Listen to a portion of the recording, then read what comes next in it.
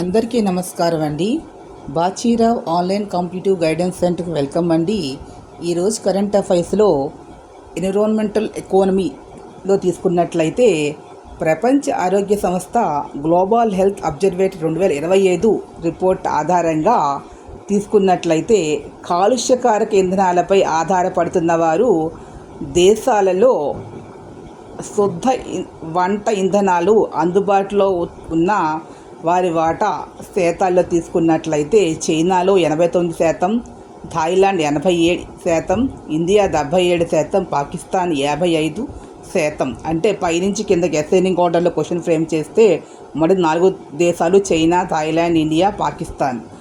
కింద నుంచి పైకి డిసెండింగ్ ఆర్డర్లో క్వశ్చన్ ఫ్రేమ్ చేస్తే బంగ్లాదేశ్ 28, శ్రీలంక 35, ఆఫ్ఘనిస్తాన్ 39, నేపాల్ 43గా తీసుకోండి. అంటే అత్యధికంగా తీసుకుంటే చైనా 89, అత్యల్పంగా బంగ్లాదేశ్ 28, ఇండియా 77%గా గుర్తుపెట్టుకోండి.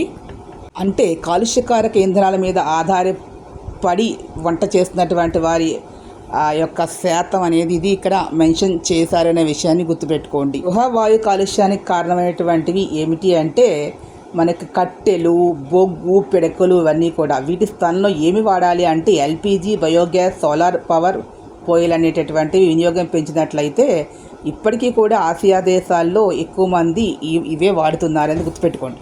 ఈ వీడియో మీకు నచ్చినట్లయితే ప్లీజ్ సబ్స్క్రైబ్ మై ఛానల్. మరిన్ని కొత్త వీడియోలతో ముందుకు వస్తాను. Thank you to all. ఒక లైక్ ఇచ్చి ఎంకరేజ్ చేయండి. ప్లీజ్ షేర్ చేయండి.